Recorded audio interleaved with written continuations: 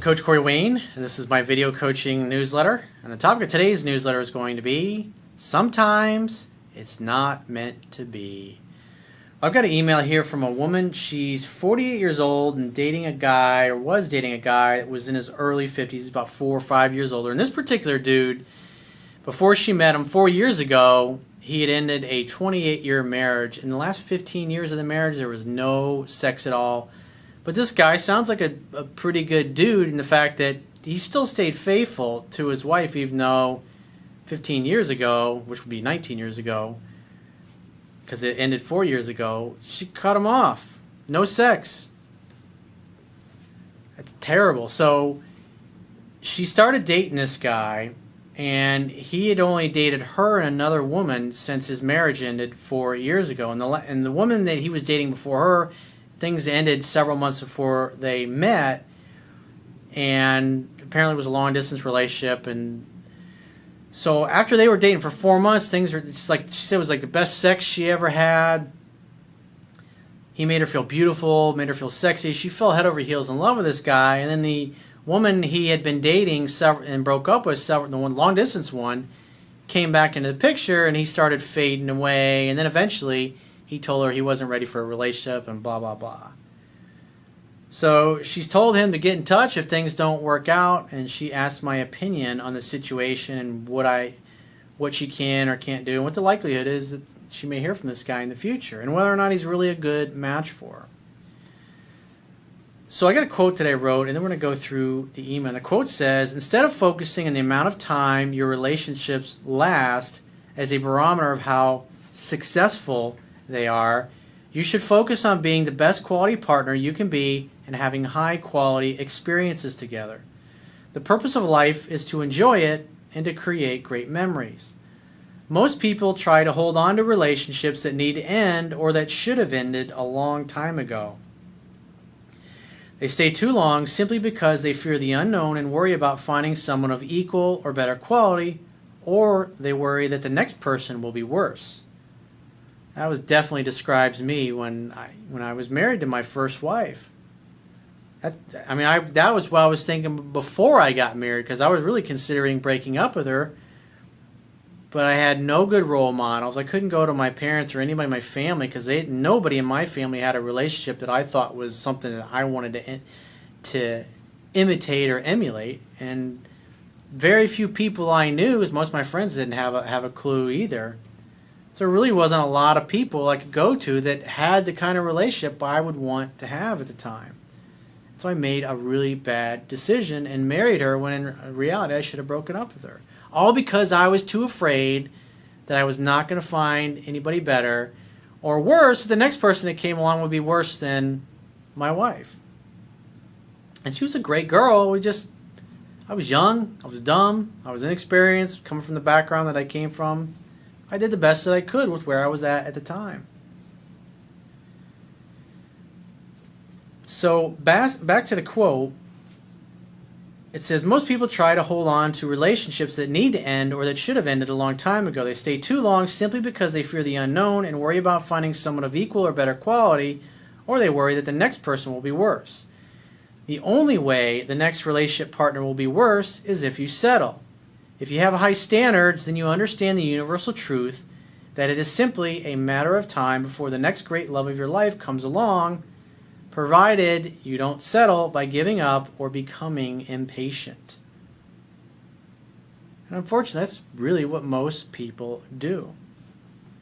And when you look at stats, like I was talking about yesterday, in yesterday's video news, that I read an article over the weekend where it was looking at the statistics from people like the 50s and 60s, like how many couples were living together but they weren't married, versus, where there were literally, it was in the thousands back in the 50s and 60s. But now, in 2015, it's literally in the millions of people that live together but aren't married. Because when you look at it, divorce has become such a nasty, unpleasant thing. And after going through a divorce myself, when I was 26, 27 years old, I was like, man, I am not going to do this shit again unless I am 100% certain. So you get attorneys involved, and attorneys make money based on billing by the hour. they're going to milk it for all they can. That they're paid to create conflict and keep conflict going. Unfortunately, that's just the way it is. And when you look at the courts, I mean, quite frankly, the guy always loses. I mean, that's the way it is in family court. Even if a guy had spent 30 years building a company, he marries a woman, he's only with her for a year or two, they have a kid together, and she gets half of everything that he owns after a year or two of marriage. I mean, from her perspective, that's a great business deal on her half. No risk, just literally show up, get married. I mean, when you think about it, it's like marriage is a legal thing anyways. And this day and age, it's like the divorce rate's over 60%, and fewer couples are deciding to get married and they're cohabitating. Because if you break up, you just move out and go your separate ways. There's no attorneys. None of that shit gets involved. Because this day and age, I mean, when you look at 40, 50, 60 years ago, most of the time women raised the kids. They stayed at home, took care of things, did the grocery shopping, cleaned the house, did the whole 9 yards, and the husband went and made the money. And nowadays, women are able to work and earn just as much, if not more, than men. And they really don't need men for anything other than, in some cases, being sperm donors. And a lot of women do that.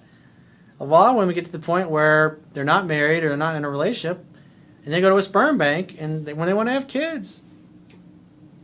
So you have more people these days making decisions based upon the quality or having quality relationships versus 40, 50, 60 years ago where the marriage was really out of necessity. So it's just interesting how that dynamic has changed. And when you look at the way things are in society now, if you look at how many people go to church, it's like people going to church and being involved in organized religion is continuing to decline all around the world. So let's go through this particular woman's email. She says, "Hi, Coach Corey. I recently stumbled upon your video series on YouTube and have found myself binging for the past 4 days. I purchased your book and I have started to read it. First of all, thank you for all the hard work and passion you put into communicating to all of us your insights to relational dynamics. They are the best I've seen in many years." Well, thank you for the compliment. I always appreciate great compliments like that from women. What's interesting is 95% of the self-help books on dating and relationships are bought by women and only 5% by men.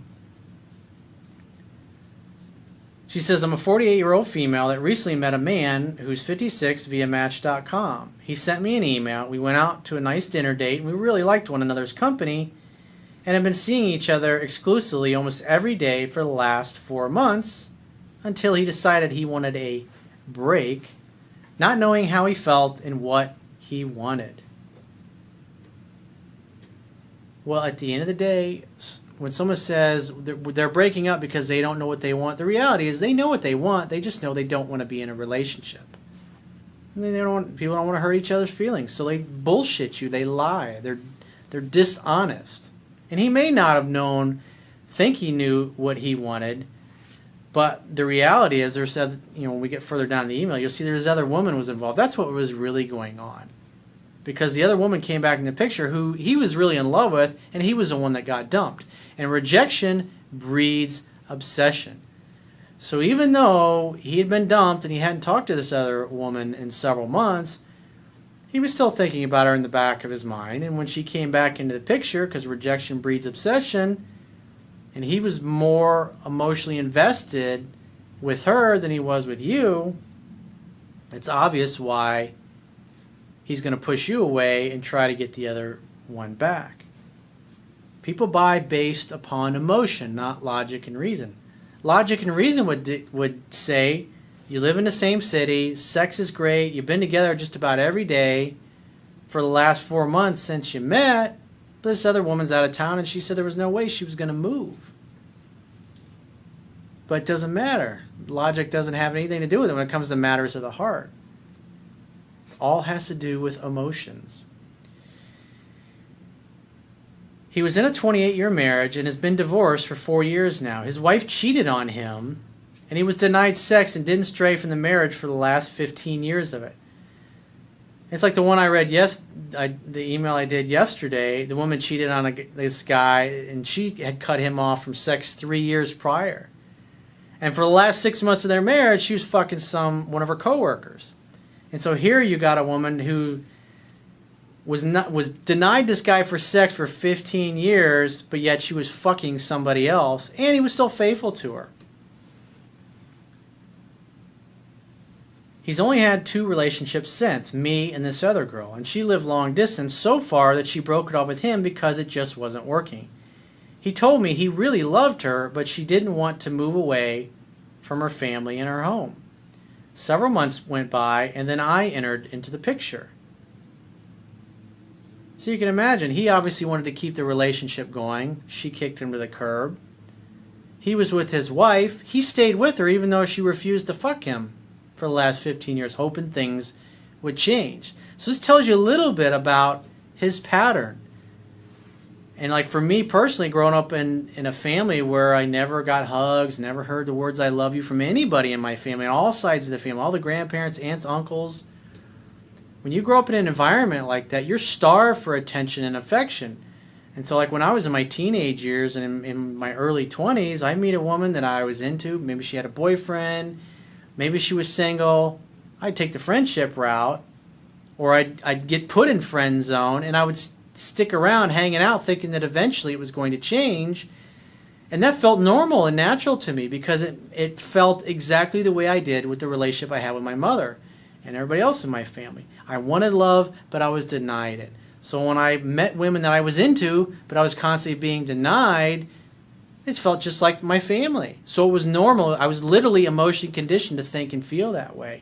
And when you look at this particular guy, 15 fucking years without sex and being denied constantly, but yet she's cheating and fucking somebody else, and he stayed faithful the whole time. And then this other woman who's long distance ditches him, dumps him. He was in love with her. As soon as she comes back in the picture, it's like, see you later. We've had so much fun cooking, biking, and taking trips to meet his family in Maine. It's been a beautiful, loving, and sexy relationship, and I have loved every second of it. This is important, too, because he has significant issues with erectile dysfunction, but makes up for it in other ways that women would flock to his door if they only knew his abilities. So, sounds like he was a master of the cunnilingus.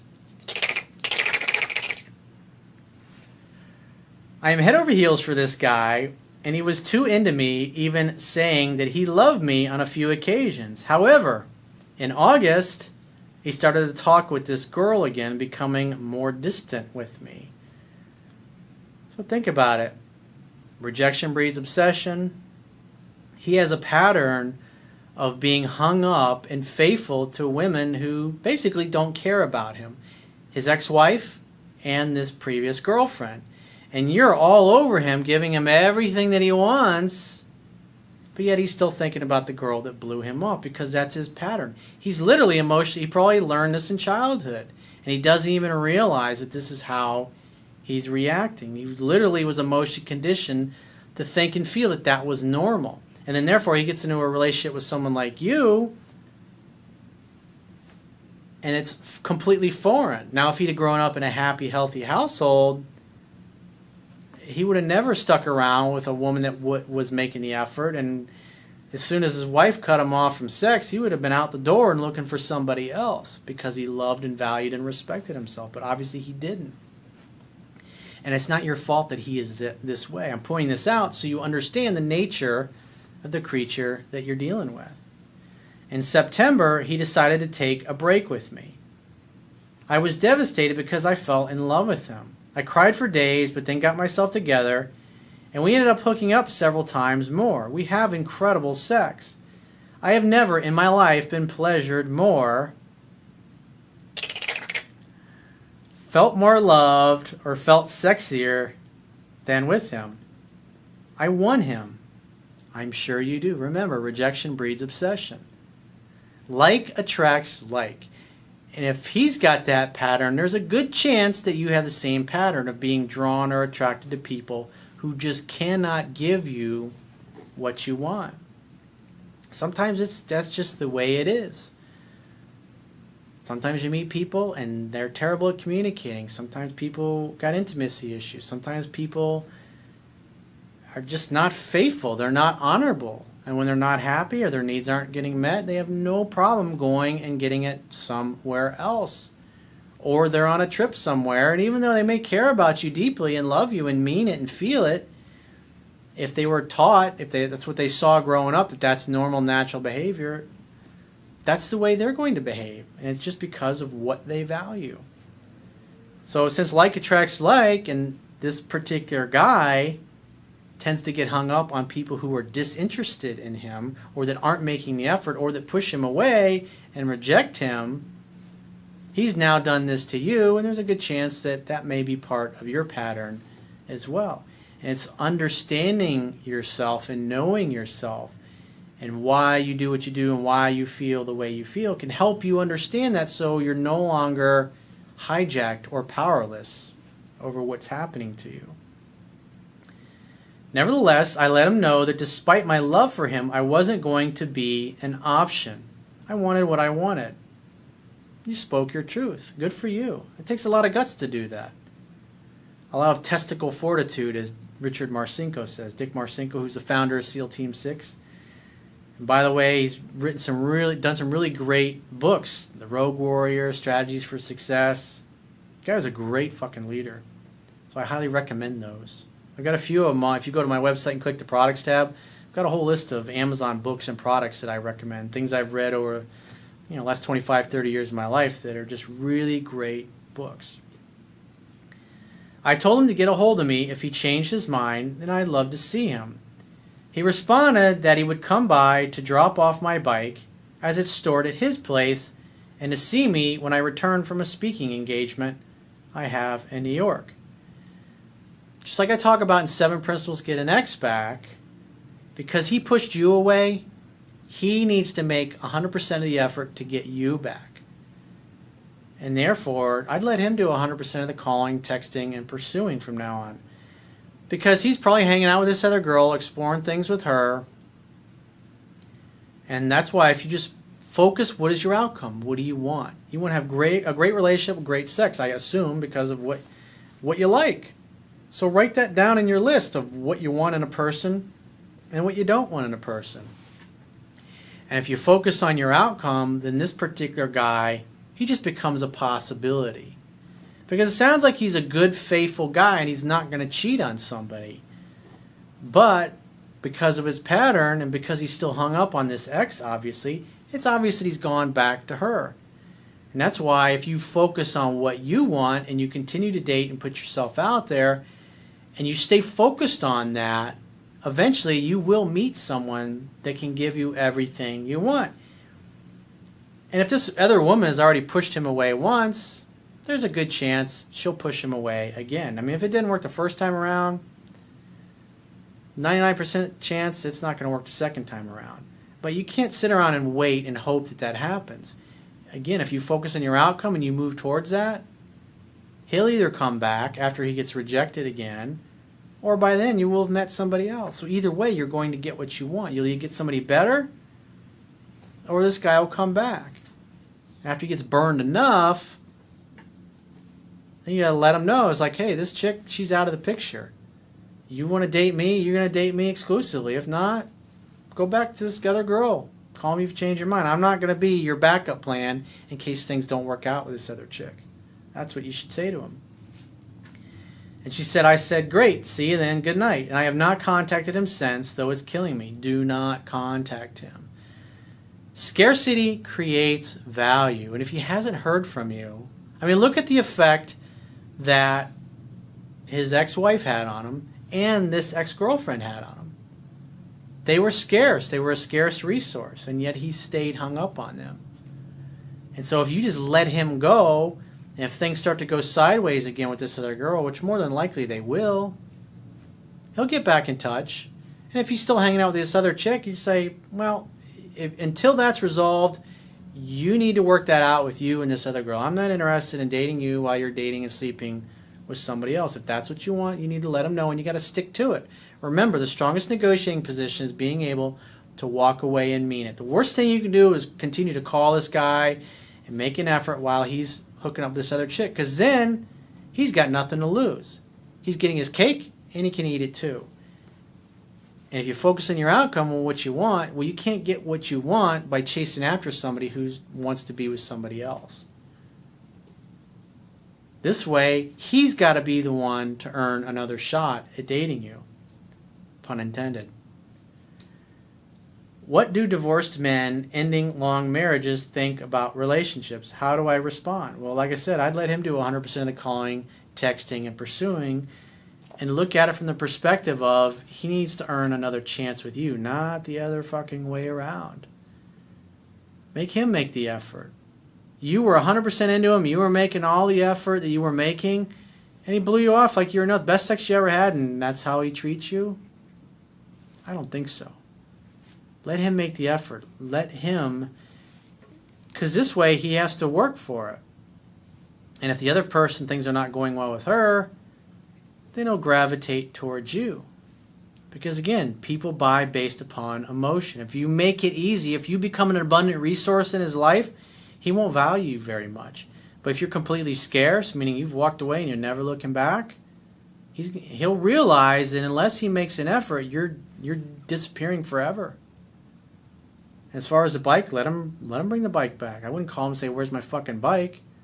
Let him bring it back to you. And if he hasn't called you to bring it back, that's usually men and women both do things like that. They hold on to things like that. So at some point in the future, they have a reason to call. And then you can make a date with them. Make him come to your place and make dinner together. Hang out, have fun, and hook up at your place.